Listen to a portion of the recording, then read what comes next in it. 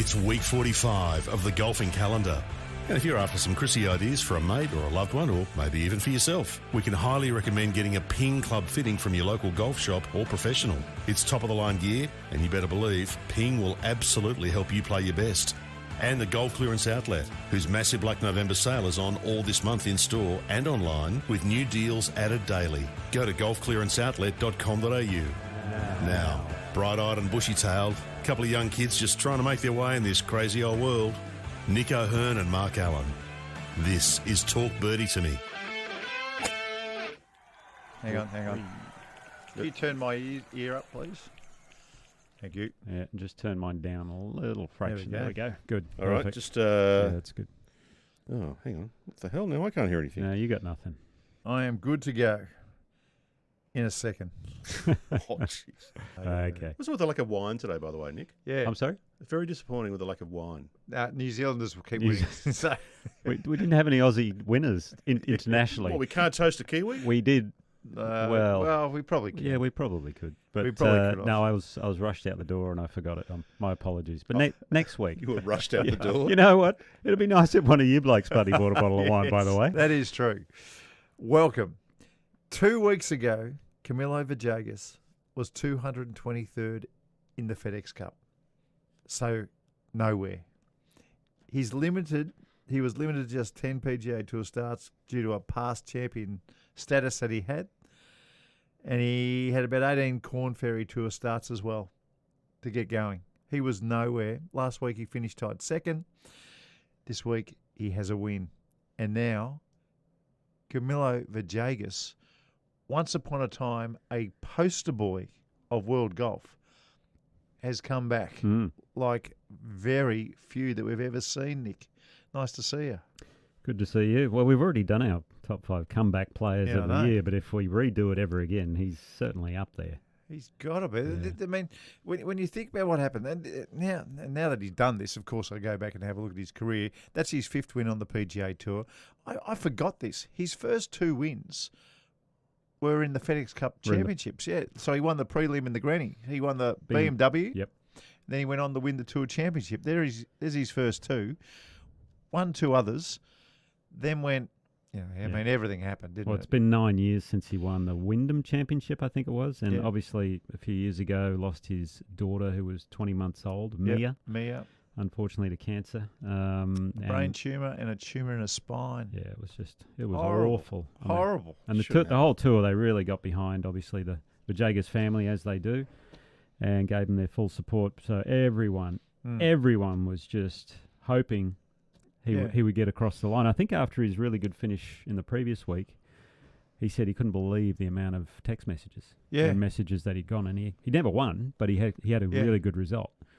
And it just goes to show the love and support for the guy. And he's one of the nice guys out there. And I think I mentioned last week, he's one of the fittest too. It's crazy how ripped this guy is. It's all over social media now, and I follow every golf channel possible, even the stupid golf channels. I follow them as well.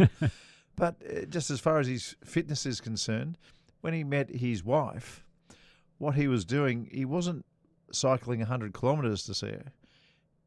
It was 100 miles. Oh, yeah.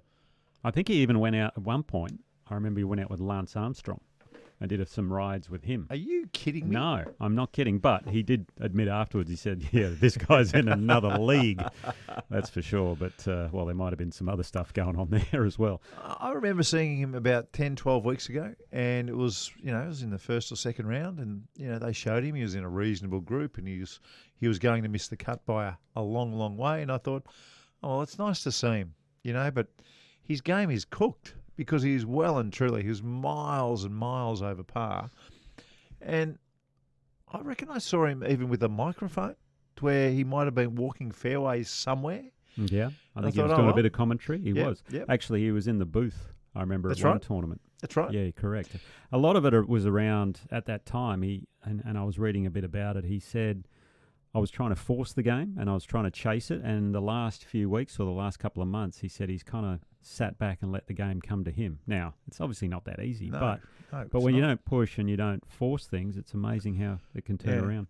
And I will say this. I mean, his last round, if you didn't see it, it's spectacular. Clean sheet, 4 birdies on the front, 2 on the back. Did everything right. Kept gnawing away. Yep. Well done. And Schmidt as well. Did you see Mike Waite was on Schmidt's bag? No, I didn't. He was on the. I didn't. In the Sponge. final sponge. Yeah, he was in the final group, waiting at the back of the green to give him a nice little congratulate. Sponge listens to our podcast, you know. Oh, does he? Yeah, big hello to you, Sponge. You're a good man. well Nice to done, see you. Yeah. Of course, we first mentioned Sponge because he makes the bar stools out of old tour bags. Yeah, I got one at home. I've got my bar stool ping golf bag. They do look impressive. Those things are great. Yeah, I think we posted one. You Didn't did, yeah. That's They're right. really cool. Anyway, just to see him back in action and to see the full range of the old Camilo. I didn't see the Spider-Man. I didn't see him. No, I'm not sure he red does and that greens anymore. like that. I didn't see that, but I did see a stinger. I did see the follow-throughs.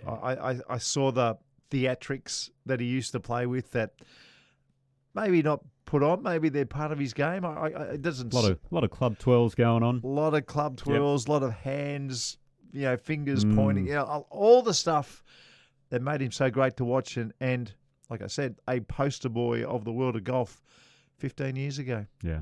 And he speaks so well too. His post-round interview was very impressive. Craig Perks, another New Zealander. By the way, what a week for New Zealanders, but we'll get into that. Yeah, we'll get to them. He did a great interview with him and let him sort of bare his soul a bit at the end, and it was fantastic to see. But Camilo, he's got that real slow backswing, bit of pause, and then the speed and acceleration. Very impressive. Well, he's part of my masterclass. It's my turn this week, yes. Okay. And I'll give you a little clue. Okay. Chubbs Peterson, who was the coach of Happy Gilmore. Oh, yeah.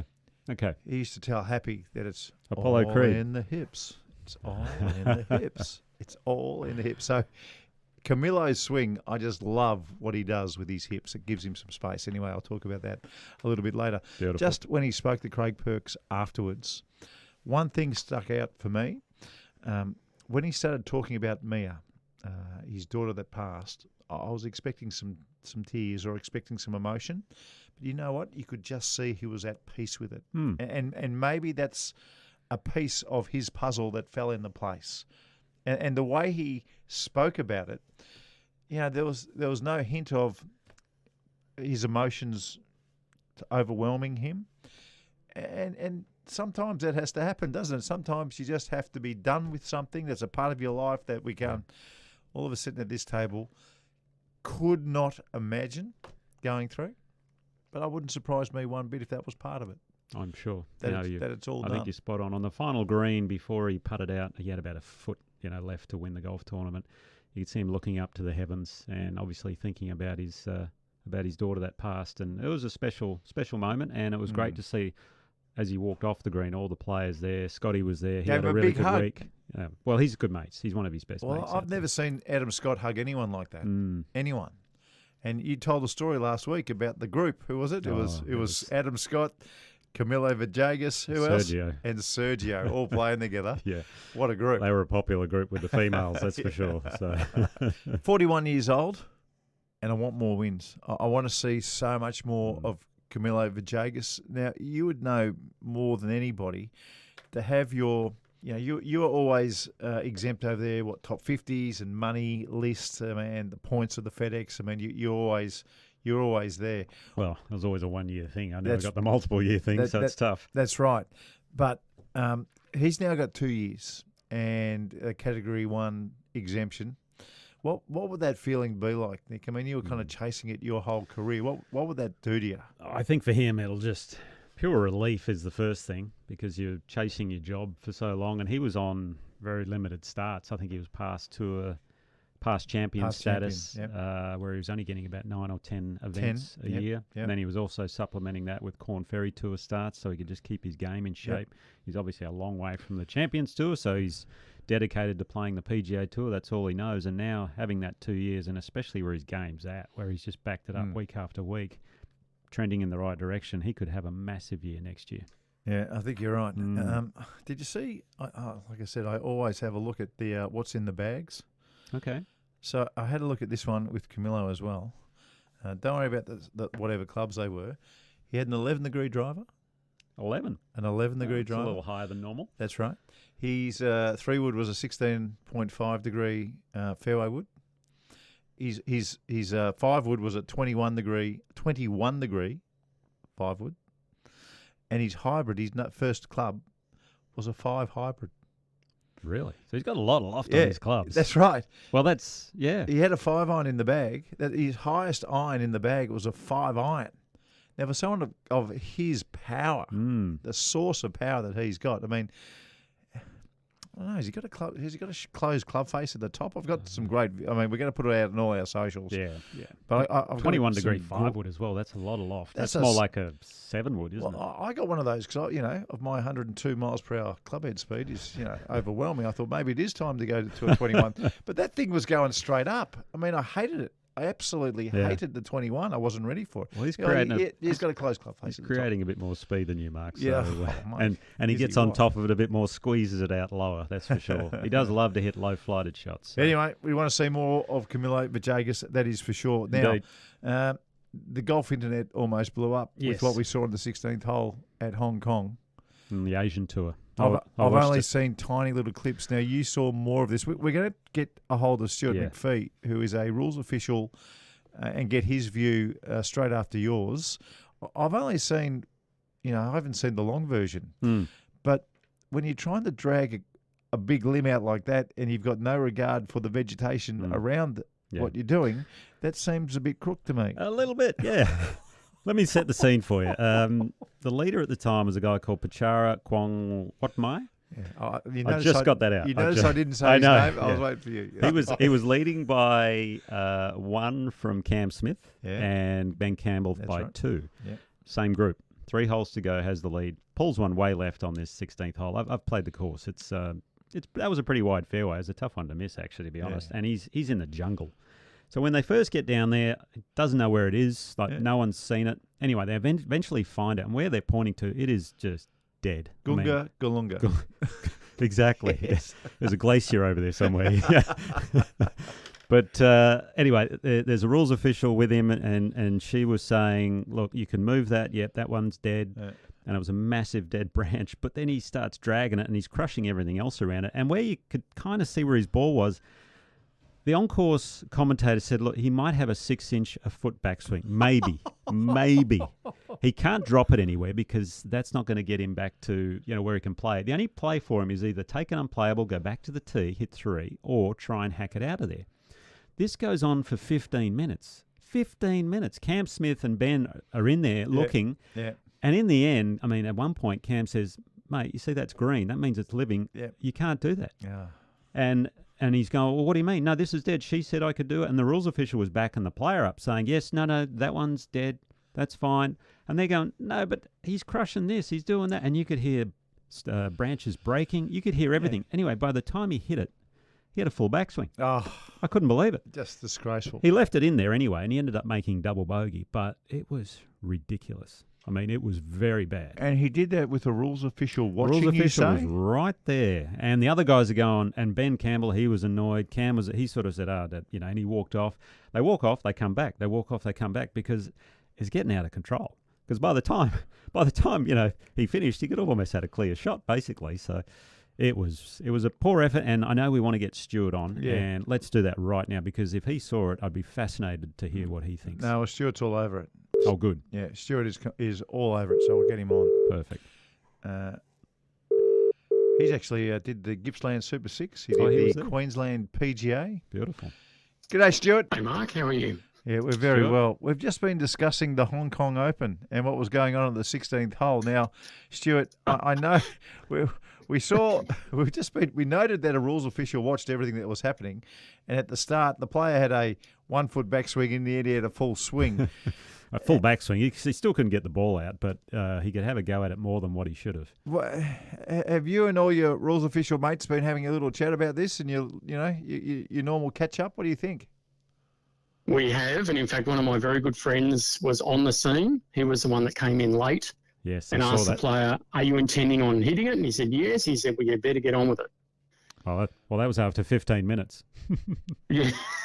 That's one of the issues. I think the main issue everyone's concentrating on is the amount of gardening work that was done.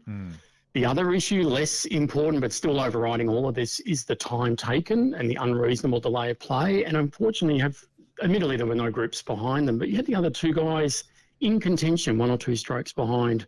You could see they were probably just getting a little bit agitated about what's going on, why is it taking so long. They didn't hit.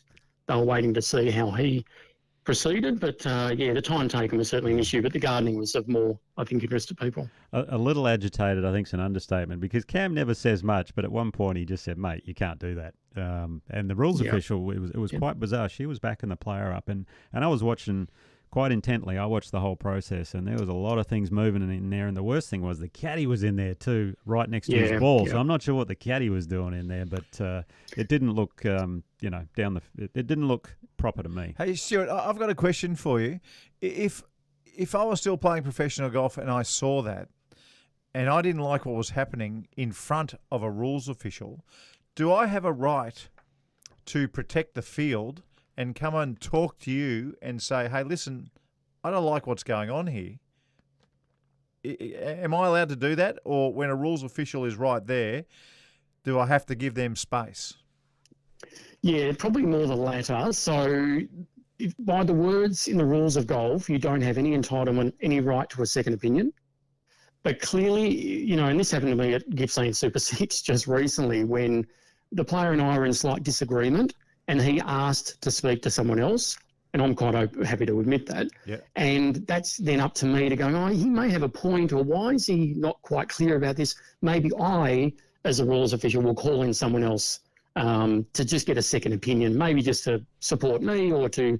So, if you were the second player watching all that and you came over with some agitation, I think it'd be pretty silly for the rules official on the spot to go, what am I missing here? Like, there's something not right here. What am I missing? Maybe I should get in some support here. Clearly also with how long it took to sort of, get through this process of getting that player onwards and holding out. Yeah. If I may just talk about that particular rule and why it's such an issue, is, 2 core principles of the game are play the ball as it lies and play the course you find it. And we have these things that are very heavily protected. And when you go in and do some gardening, that's when you're not playing the course as you find it. And that's really why the other players were so agitated about, you can't move that, that's attached, he's now going to get a fair swing. That's not right. And it can be a bit subjective, but that didn't seem overly subjective to me. Yeah, I think when you say gardening, they ended up doing some landscaping, I think. Yeah, so... and Stuart, just a question I reckon some people might be thinking, sometimes branches, they've broken off, but they are still somewhat attached. Some of the bark might be holding it together. I've seen, in social groups, they'll just rip the whole thing off and, no one blinks an eye. They're having 25 points. It doesn't matter anyway. But in the big time, if it's broken but still attached in any way, that's finding the course as you found it, right? Absolutely. So it's any unattached natural object. So if it's still attached or growing, and attached could be the smallest amount of bark, and what I saw there was almost like vine-like vegetation holding on to those loose branches. Well, that to me is attached. Yeah. And if it's a piece of bark attached, you can't move that out of the way if it's going to help you with your area of intended swing or stance or lie of the ball or line of play. You just can't move it out of the way. You can do it to search for the ball. You can take reasonable actions to get in there and go, yeah, that's it, identified it. You can do all that. You can take reasonable actions, least intrusive, to take a stance, backswing, to make the stroke at the ball. But not, from him identifying it to making the stroke, there was almost a lot of preparation work going on, and that was the issue. He'd identified the ball. He wasn't taking a stance. All he was doing was sort of cleaning up. Yeah. Okay. And I think that was the issue. Hey, Stuart, can we ask one more favour of you, please? I hate to do it. Of course. But Nick hasn't bothered to do his top 5 this week, which is a little bit disappointing. Hey, well, I was going to do it, and then we thought, well, let's get Stuart to do it. Stuart, is there any chance we could call you back in about, 25 minutes? Okay. And get your top 5 most broken rules of golf? Top 5 most broken rules of golf. Yeah. Okay. Yep. Got it. All right. Beautiful. I want it. We'll chat to you in 25 minutes. Speak to you soon. Good on Thanks, you. guys. Stuart Thanks, McPhee, the Talk Birdie to Me rules official. No top 5 from Nick. no wine from Nick. You are you're actually having a mare today. I'm on probation, I guess. Is that a yellow card or? No, it's okay. He's good, Stuart, isn't he? He's terrific. Yeah. Yeah, nice to talk Very to. clear, concise. That was good. Nice to talk to. Might ask him what that ruling was actually at Gippsland too.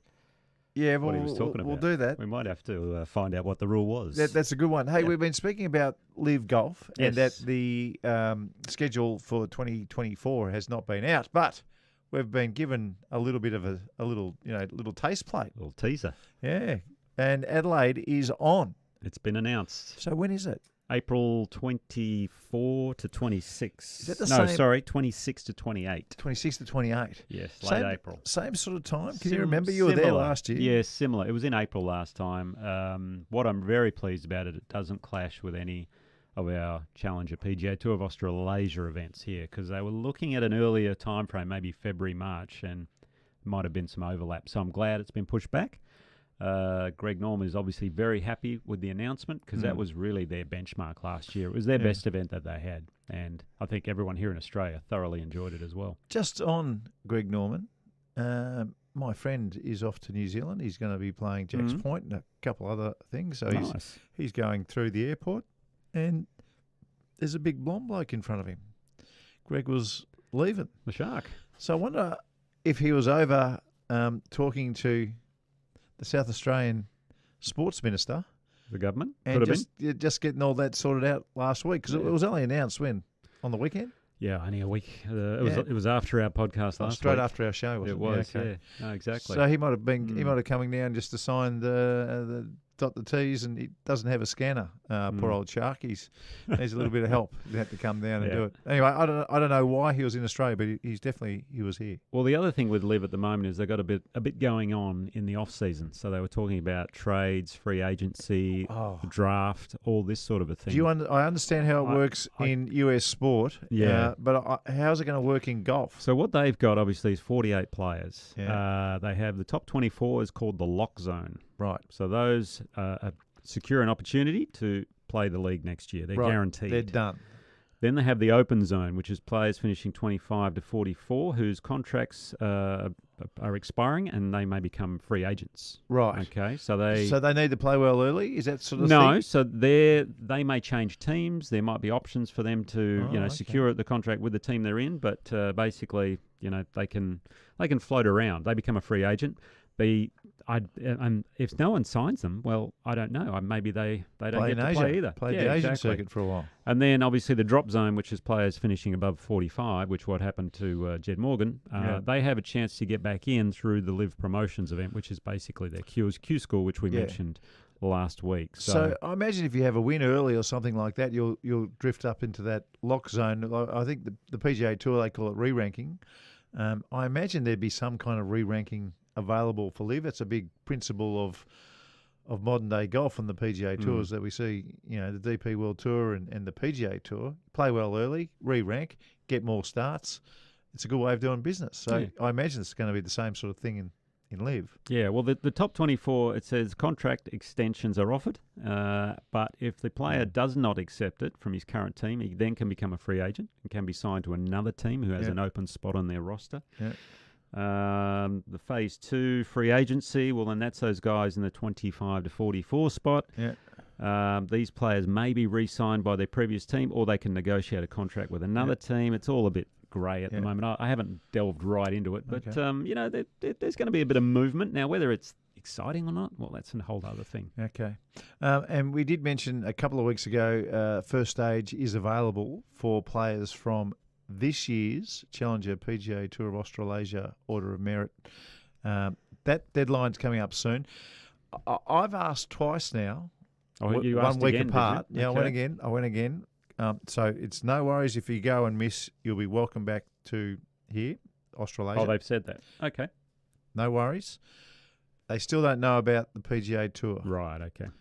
So when I hear that, that suggests to me that the agreement to agree is a long way off. The framework agreement. A long way away. Could be, yeah.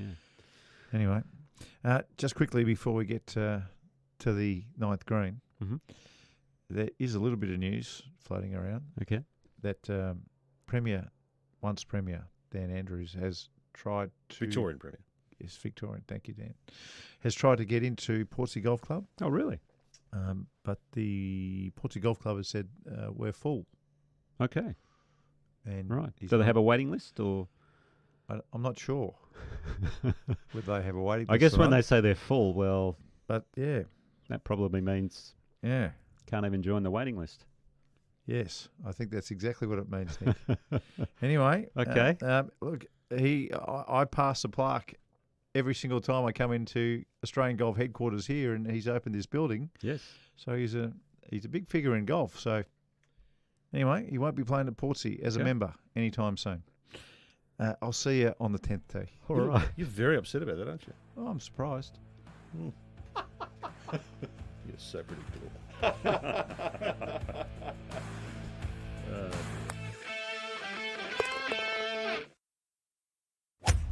Like the podcast? Oh, maybe tell a friend. Drop them a text or share it on your socials. This is Talk Birdie to Me with Nick O'Hearn and Mark Allen. Hey, you and I, we've been doing a lot of commentating. I understand that. And by the way, the chicken sandwiches from Jam TV, magnificent. You love those, don't Can you? we get the chicken sandwiches organised on Sunday as well instead of it just the Saturday thing? Because those wraps come on Sunday. I like the wraps What's in the and the wraps? salad. What's in the wraps? The wraps is like a ham, salady, pickle Yeah. stuff. It's not bad, but nothing on the chicken sandwiches. They're just divine. We'll get Lenny onto it, maybe. Well, we should do Mm. something. You're the only one who eats the salad, I've noticed. Yeah, I like the salads. So, yeah. Are you just saying that because Alana will be listening? Yes, No, Probably. I like the salads. probably. Anyway, hey, the Super Six. I know we've got the global ping results coming up very, Yeah. very soon, or the ping global results. So we'll leave the winner for we don't want Sure. to spoil. Yeah. Don't want to run any parade. But I really like the format. It's a nice change. You know the when they've gone for changes in your standard golf tournament. Yep. I think this is a good way of doing it. I didn't like the Stableford sort of thing. That wasn't my go. I went 1 year. I don't mind this. Yeah, the Stableford was different in that sense, but our good friend Andrew Langford-Jones, Yes, Langers, he came up invented with it. the concept, Invented it. and it's brilliant. Yep. I actually really like it because like it. I miss the match play element to a golf tournament. We don't have it anymore anywhere Yeah. in the world because the world match play is gone now. Yeah. The only time we get match play is at President's Cups, Ryder Cups, really. And this isn't match play; it's the medal match play, as we know, the six-hole format. But it means everyone plays 6 holes, so I really like Yep. that. And if you do play the whole way through that final day, and if you don't get the first round bye, I think you play 30 holes, which is Yep. not unreasonable. Yeah. Not unreasonable at all. Just one little tweak for me. I think everyone who makes the cut on the weekend, so the top Yes. 50 after 2 rounds, they Yep. get paid. They, Everyone. they do, Yep. correct. I reckon after 3 rounds, if you've led the medal play, so that the stroke play for the first 3 rounds, I do think there should be Bonus. a reward. Yeah. And I Top reckon 3. Yeah. And for a tournament this size, split 10,000, 5,000 to one first, 3,000 for second, 2,000 for third, and if there are ties, you can just kind of work it out. Totally agree. And the funny thing about the format in the medal match play is sometimes you can go through shooting 1 over par after 6 holes, and you can get beaten shooting 3 under for 6 holes. So Yeah. it's a good format. Yeah, Joseph Owen got a bit of that. He got a bit of that, but he played Yeah. well. But you can also be so intimidating that you don't have to play. Correct. Hey, you've only got to beat one person. It doesn't matter what you shoot. I think I told you many years ago in the World Match Play at Metropolitan, Yeah. I played my 3rd round match Yeah. against Dudley Hart, who's an American Yeah, I golfer remember back in the Dudley. day. Yeah. And all I had to do was stay upright, and I was Yeah. going to win because I think I was 2 over, Yeah. and I think I might have won 7 and 6, Are you something like that. Yeah. joking? No, he had a bit of a shocker. How out did there, you? so. Now, serious question. But then in the next round, I think I shot 400 and I got beaten. Got So, rolled. Yeah. Serious question. When Dudley is having a nightmare, Yes. he's shooting 42 and then God knows what on the second 9. Mhm. What goes through your head? Because Oh, I'm just beaming. Well, put it this way: we both Metropolitan 3rd hole par 4. Yeah. I might have told this before. no, you haven't. We halved the third hole with triple bogey. Wow. Neither one of us wanted to win that hole. So the rest of the day, I played okay. I was 1 under for the rest of the day. Oh, that's just fantastic. He had a shocker. Did you laugh on the way to the fourth tee? The pair of you must have looked at each other and just had a giggle walking to the fourth. Yeah, it was like quality golf, guys. Keep it going. Hey, Nick, question for you. Just because I'm really unsure on this, have you ever beaten anyone of note in match play? Hey, no. Now, we just heard the phone beat go off, by the way. Oh, Got a okay. message. We got a message. Let's go. Beautiful. You have one new voicemail. New message. Hey gents, love the podcast. Peter here. Got a question also for Nick. So I've been playing golf for about 12 months, well maybe a bit over. Taking my handicap from 24 down to 14. Wow. But I was thinking the other day that I'm actually left-handed in everything I do other than play golf. And I'm wondering, should I actually try and switch to play left-handed? What are your thoughts, guys? Great question. That is. It's a really good question. And yes, play golf left-handed. It's interesting. A lot of people who are, for instance, one-hand, right-hand, play golf left-handed because everything two hands they do is lefty. That's what I do. Yep. But if he does everything else left-handed, absolutely play golf left-handed. But having said that, he started on 24, and after a year of only playing golf, he's off a 14 handicap. So whatever he's doing right-handed is definitely working. I would say to him, if he ever has issues with his putting, he should probably putt left-handed. Yeah, okay. That's the one part of the game. There's an amazing list of players who are left-handed people who play golf right-handed. Ben Hogan, David Graham, Tom Watson. The list actually is quite a ripper. Was Bobby Jones left-handed? Yes, sir. He was? Yep. There was a study on it, and the names are phenomenal. Gene Sarazen. Really? It just goes on and on and on. Oh, my gosh. They tried to claim Greg Norman as being left-handed, but I've seen him play tennis, and he plays tennis with the right hand. Yeah, he's not left-handed. No. So I didn't believe that one. Yeah, a lot of people are one-hand left-hand, but they play golf right. A lot of left-handed golfers are very much right-handed. Yep. Yeah, well, I reckon if he's gone from 24 to 14. I think he should stick to right-handed, to be honest. Yeah. Well done, Peter. Now, can I tell you a story about this? Because there are two world-famous golfers who started left-handed and ended up right-handed and did very well. One is Ben Hogan, who is a myth. The other bloke, now this is an unbelievable story, and you'll know his name. He turned pro as a left-hander. Really? The boss, where he was the trainee, said, "You'll never be any good if you're a left-hander." So he changed to right-hander. I think I heard that story. His name David Graham? is David Graham. Yeah. So he turned pro as a lefty That's incredible. and won 2 majors as a righty. I wonder what his swing was like left-handed, because his right-handed swing wasn't that pretty, obviously. No. But it was incredibly effective. Somebody sent me a text message. I will put this out in the. We spoke about it on the Saturday about Greg Norman, Graham Marsh, and David Graham when they won the Dunhill teams event. Yes, the Dunhill Cup. Yeah, that's right. I was sent. Now I'll show you his swing. The shot that David Graham hits. The Golf Library sent me this on Twitter. Have a look at this one. We'll put this on the socials. Okay. This was the shot on the 17th, the road hole, that sealed the Dunhill for the Australians. And spoiler alert, goes to 6 inches. Goes very close, obviously. But that swing looks magnificent. That's when he was swinging at his absolute best in my book. He had a little bit of Raymond Floyd about him, I thought, Yeah, with he the did. backswing. He did. Took it inside, but Dan, I'm going to send this to you because we need to put that on our socials as well for everybody to see. Social media director or something, do I? Yeah, you are. You are. Oh, okay. Jeez. Now, feedback. Yes.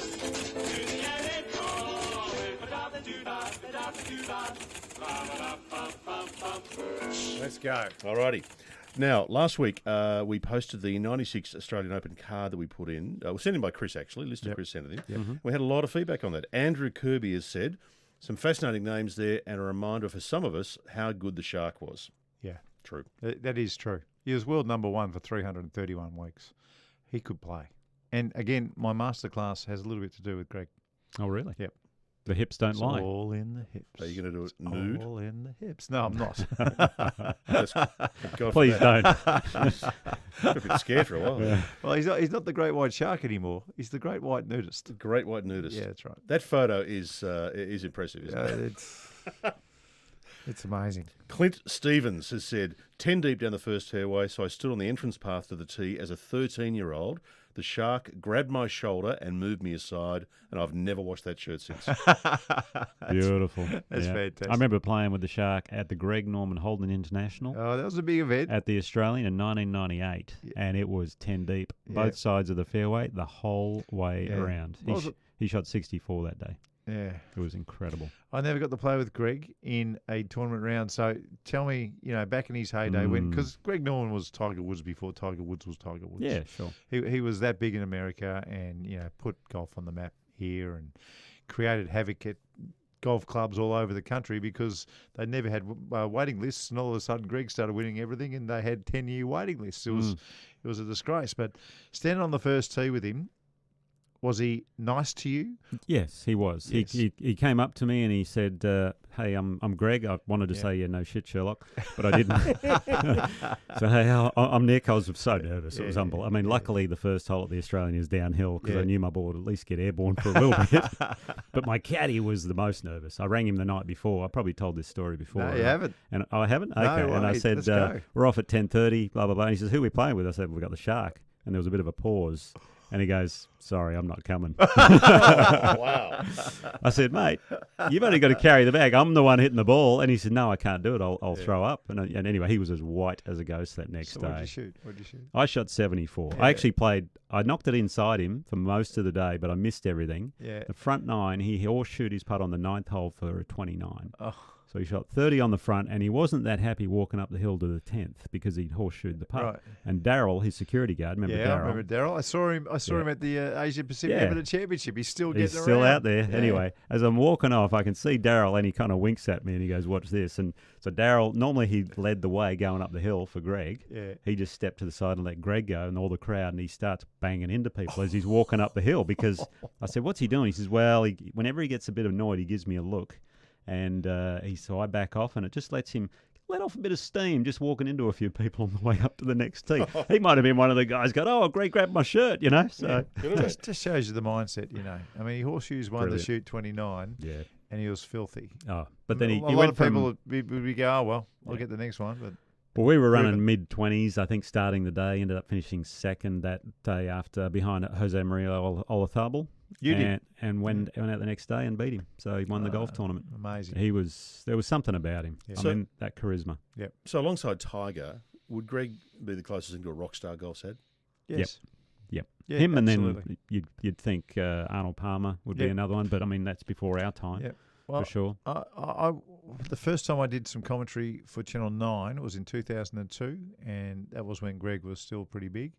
And it was the first tournament in America that I'd ever been to of, a big one. Mm. I've been to played in a lot of tournaments, but not only Corn Ferry stuff. So I went to the Masters, and it was ridiculous. I mean, the three biggest crowds, the biggest crowd was Arnold Palmer. Mm-hmm. Then it was Greg Norman, and then it was Tiger. So Greg actually had a bigger crowd Bigger than crowd. Tiger Wow. in 2002. It was unbelievable. Yeah, that's unbelievable. One of my favourite pairings I ever had was I had at the Heineken Classic in Perth, Norman and Faldo the first 2 days. That was something special, and I played phenomenal. Did you? I was leading the tournament after 2 days. You're so, kidding me. it was great. I loved every Oh, minute Nick, of it. what a feather in your Yeah. cap It to was play good. with those two. The two tournament post the boys. Oh, yeah. And then you lead the Yeah, tournament. it That's was- enormous. Faldo, you just can't believe how big the guy is. He's huge. He's a centre half Yeah. forward. Mm. Yeah. Darren Wheat has said, I'm at the Shark that week and I saw Tiger hit his first ever shot in Australia. That's something pretty That impressive. is Yeah. cool. That is very cool. That's good. Pete Brown has said, I love your Tiger story, Marco. You got shafted. Yeah, I did. Twice. Not once. Yeah. Twice. By Monty. Oh, God. Should have been paired with him. Don't. You were talking about Roger Davis last week. Yes. Tim Clark has written in, I remember watching Roger Davis as a kid at a golf clinic in Barwon Heads in Victoria. He was just nailing ball after ball into a howling southerly, and the ball did not move an inch. Yeah. It's amazing. When you used to warm up, and probably the first 3 or 4 years of my professional career, you always had to send the caddy out. And I reckon hitting balls to your caddy was better than just flushing them away. For sure. Because you wanted to be one of the lads, and your caddy did. I didn't want my caddy to lose weight chasing balls down the other end. You really zeroed in. I mean, you wanted to hit every shot, one bounce straight into his towel. Yeah. He'd wipe the ball and put it into the bag.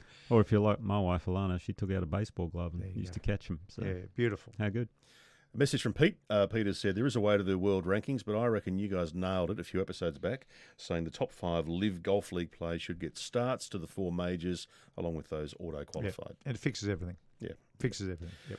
And final bit of feedback here. This is a ripper. This is in reference to you talking about the Pro FX Cabretta leather gloves, 3-pack for $39 at the Golf Clearance Outlet. Yep. They've got, by the way, a Black November sale on at the moment. Yeah. Have you seen some of the prices they're selling Yeah, stuff it's for? ridiculous. It is unbelievable. And just jump online and they'll send the gloves out. They arrive very quickly. Beautiful. Yeah. I'm going to go down and take a look. Well, Bradall72 has said, I ordered 2 packs today. Thank you, boys, for the recommendation. No worries. Big thank you to Sam Colosimo too for looking after us here at Talk Birdie to Me. All right, boys, that's the feedback. Well, it's big and it's getting bigger What is? every single week. And it deserves a little bit extra. Oh, I love this. A little extra. It is now time for the Ping Global Results. Oh. Very nice.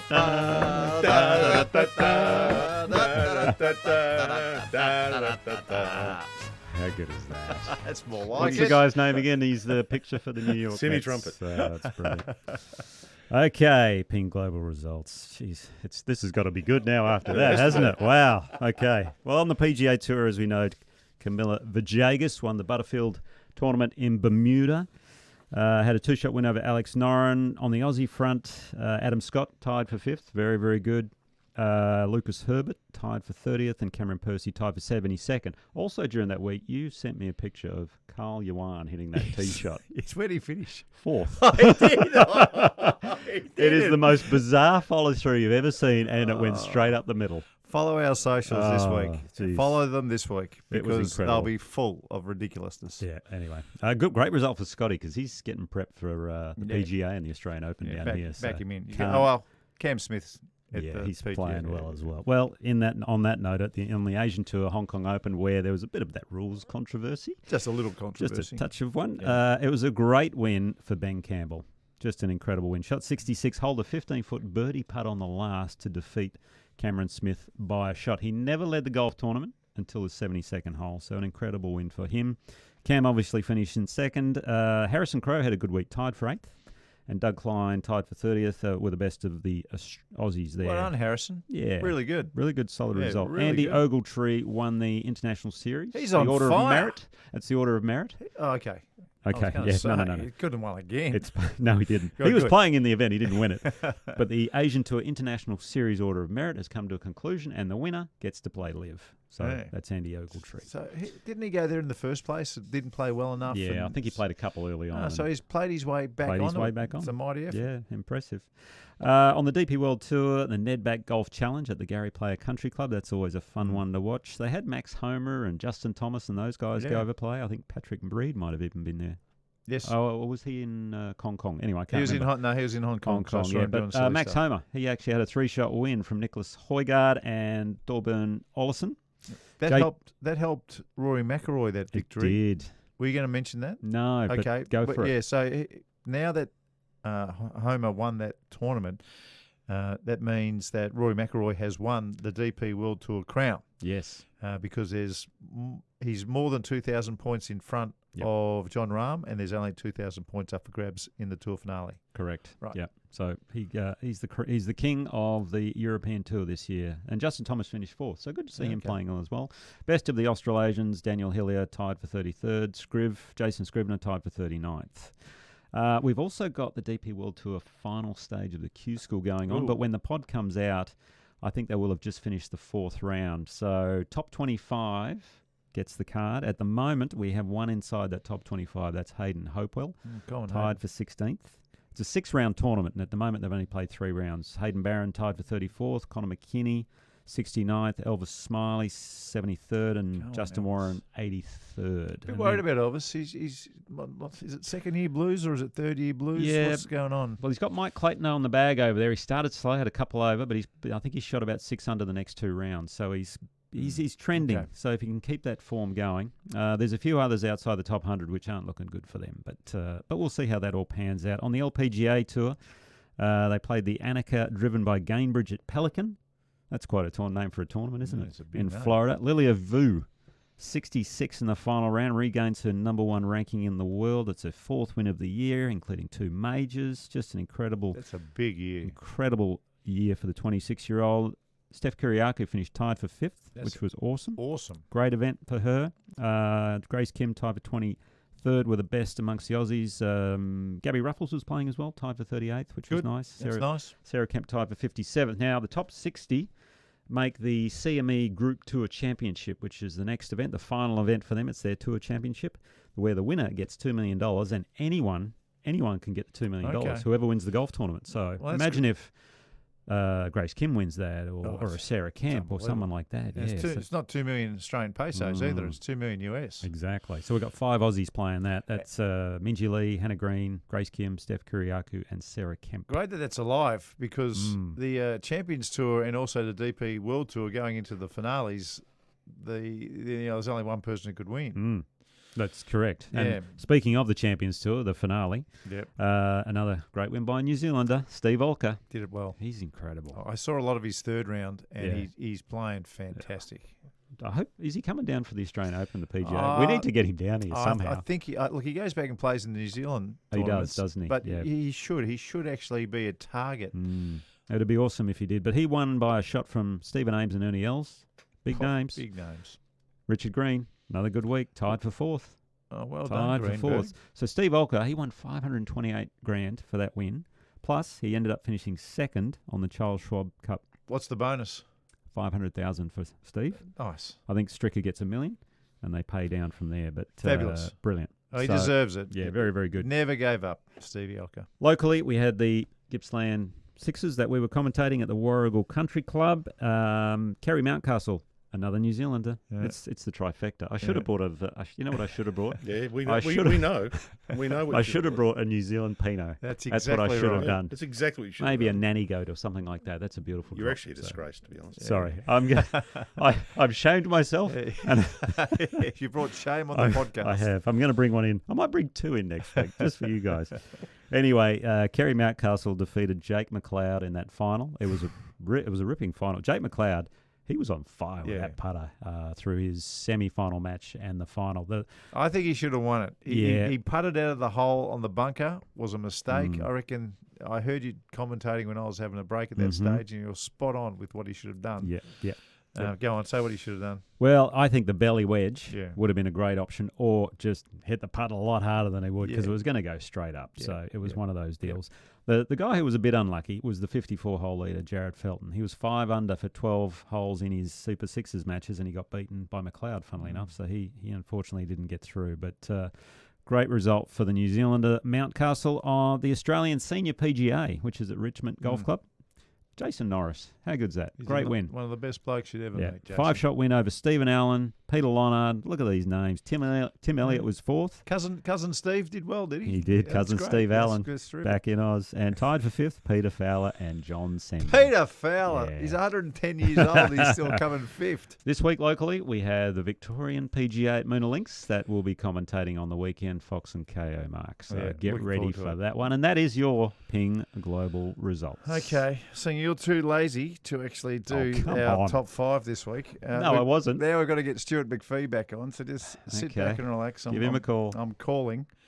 Hopefully, did he say he was having a shower earlier, or was that just me talking to him? I don't think he was having a shower. We'll find out. Maybe he's still working on the top 5. Yeah, it's a difficult top 5. Hello. G'day, Stuart. Hello, Mark. Okay, so we've got you back on for your top 5 5. rules that you think are most broken in the great game of golf. The most commonly broken golf rules, starting at number 5, to do with taking relief from penalty areas and using the nearest point outside the relief area rather than where it last crossed the edge of the penalty area. So someone will find their ball, 1 metre inside the red line and go, well, the nearest point's right there. I'll take 2 club lengths from there. It's no nearer the hole. That's where I'll drop. Or it actually may have crossed the red lines, 10, 15, 20 metres back. Nice. Very, very commonly broken. It's not nearest point of relief outside the penalty area. It's where it last crossed the edge, which then establishes your relief area. Did I see you do that at Box Hill, Mark? Or No. Okay. I'm very good with the rules. Okay. I'm Very kidding. good. Just joking. That's number 5. What's number 4, Stuart? Number 4, taking any free relief from an abnormal course condition, things like ground under repair, temporary water, immovable obstruction, and animal holes, and using the nicest point and not the nearest point of complete relief. Excellent. Remember, there's only one nearest point. There's not multiple that you can choose from. There's only one, and it has to be complete relief. So no good taking a drop and then still having some interference. You need to take complete relief from that abnormal course condition. Yeah, but Stuart, it might not be a good lie where I need to drop it. I know, and that's why we come up with the nicest, not the nearest that some people use. Yeah, very good. Exactly. Okay, number 3. Number 3 is whenever you need to replace your ball. So you lift it from the course and it got to go back on exactly the same spot, most commonly on the putting green. Or if you're lifting it for interference just off the green, you must mark the spot first. You must use an artificial object, ball marker tee, put your club on the ground, not marking the spot of your ball before you lift it or rotate it to identify it. So it's in some thick grass. Someone goes, oh, I'm not sure. I'll just lift it a little bit. I'll just rotate it. Yeah. You must mark it before you're doing it. It's 1 penalty stroke if you don't. I see it a lot at club level. Everyone I play with at club level does exactly that. Everyone. All of them. All of you do it.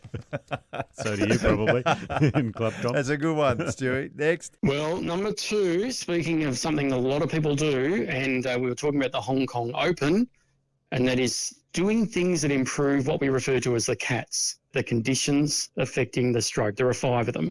They're heavily protected, and we know you can't move or bend or break growing or attached natural objects if it improves one of those things. If it improves your stance, where you're going to swing, your line of play, the lie of your ball.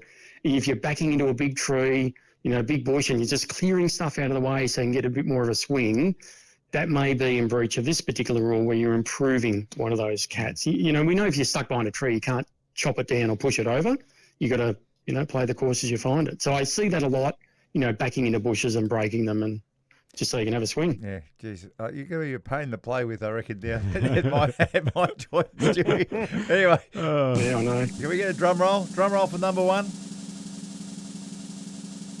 I think at club level, the most commonly broken golf rule is giving advice. Any action, comment intended to influence another player in that competition, what club they're going to choose, how they're going to play a hole, where to hit it, making a stroke, and we could think of 20 different examples of someone even, not even meaning to do it, but they're trying to help. They're trying to help their mate. And it's probably the most commonly broken golf rule, giving advice. Yeah. I think, was it a year or 2 ago, Brooks Koepka might have done that at the Masters where he's yelling 5 or his caddy was going 5 to someone in the group. Saying what club he hit into the 15th hole. That was at the US Open at LA Country Club. Oh, was it LA Country Club? Was it? Yep. Okay. Huge I thought it might have been at the Masters. Okay. And we know your player is responsible for all of your caddy's actions. So if your caddy does it, the player needs to cop it. He got off that one. He did. Nothing happened. He did. No, nothing happened. Hey, by the way, Stuart, before you go, thanks for that top 5. That was really good. But what was the rule you mentioned earlier about at Gippsland where you and the player had a bit of a disagreement? What was that? What was the actual rule? You don't have to mention the player. Sure, I won't do that. It was to do with getting relief from a temporary immovable obstruction. Okay. So we know these are things that are put up for the purpose of the tournament that are not normally there. So For example, a grandstand. Yeah, scoreboard, grandstand, things that are not normally there. And the player probably had interference. But one of the things we need to do as a referee, as a rules official, ensure that it's a reasonable stroke and it's not unreasonable to think that he's going to hit it and it's in the way. So it took a bit of time, and I think he was probably not very happy with where the ball ended up because it actually rolled down a road about 150 metres away from the fairway, and it just kept rolling, almost out of bounds. So he wasn't happy in the first instance. We just had a bit of a disagreement about that, about whether it was a reasonable stroke and where the sort of line of sight issue was with the TIO. But you were right, Stuart. I don't know. We just had a difference of opinion, I guess. Okay. Stuart, thank you so much. We really appreciate it. And are you working at the Victorian PGA this week?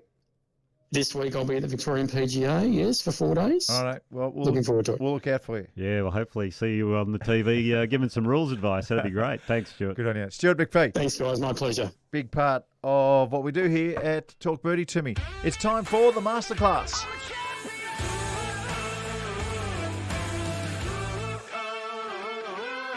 Any special music for the masterclass? No. Okay. There's nothing. Just the normal music. I think we need to. Well, no, just the normal Just one. the normal stuff. I've just loved the Camilo Villegas story. I love the way he swings the club, and I love what his hips are doing. So many of the people that I play with, and so many of the youngsters we see playing each week, Nick, they just get in the way of their hands, and the shots are going left and right. They don't really know why. The best players in the world give themselves space through impact to hit the golf ball. Greg Norman, I love this. He went, and Butch Harmon tells this story, that Greg, his right hip, the thing that he feels most is that the right hip goes straight back and the weight goes to his heel. That's the first thing that he does. On the backswing. On the backswing, yep. Exactly. And then on the way through, if you're good enough, then you can actually turn through if you need to. If you're all nice and connected at the top, if your hip goes straight back, and then on the way down, you start your downswing by turning your left hip in the same sort of manner, you'll have that much space. You won't know. It'll be a different ball game for you. So look out for our socials. I'll give you a couple of good drills to do it and what to feel. But like Chubbs Peterson said to Happy Gilmore, it's all in the hips. It's all in the hips. Good on you. All right. Cheers, All right, guys. I'll see you next week. Thanks for listening to Nick O'Hearn and Mark Allen's podcast, Talk Birdie to Me. And if you're looking for some new gear, Ping is absolute top class. Ping help you play your best. Contact your local golf shop or professional and they'll sort you out. And the Golf Clearance Outlet, who beat everyone's prices. They're in Melbourne, Sydney, Brisbane and Perth, and online at golfclearanceoutlet.com.au.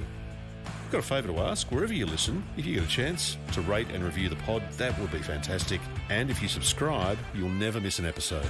Talk Birdie to Me's executive producer is Dan Bradley at Kaizen Media, and sound design is by Daryl Misson at loudzebra.com. Hey, you guys remember we had a caller from Napier in New Zealand maybe 2 months ago, Joe, who was a greenkeeper at the Awatoto golf course. Yeah, that's him. And he was talking about noise on the golf course and you know, how he's trying to do the greenkeeping and he's got people complain about the noise. Yeah. I was thinking about him on the weekend. Why? Because I was mowing the lawn. And as you know, my joint backs onto the fourth hole of Box Hill. Box Hill Golf Course. Yeah. And I'm mowing the lawn in the backyard and there's some people on the green. And I thought, I have to stop. I can't do it. So I've turned the mower off while they've finished doing their... That's what we've done there. Yeah. I've become... We've converted him. I've been thinking about, I don't want to get in these guys' heads. I thought, you can't have a lawnmower going... Argh! This time last year, you would not have done that, would you? No. Oh, no. He would, not a chance. you know what he would have done? Not a chance. You know what he would have done? We would have waited for him to get to the top of the backswing and then started the lawnmower. No.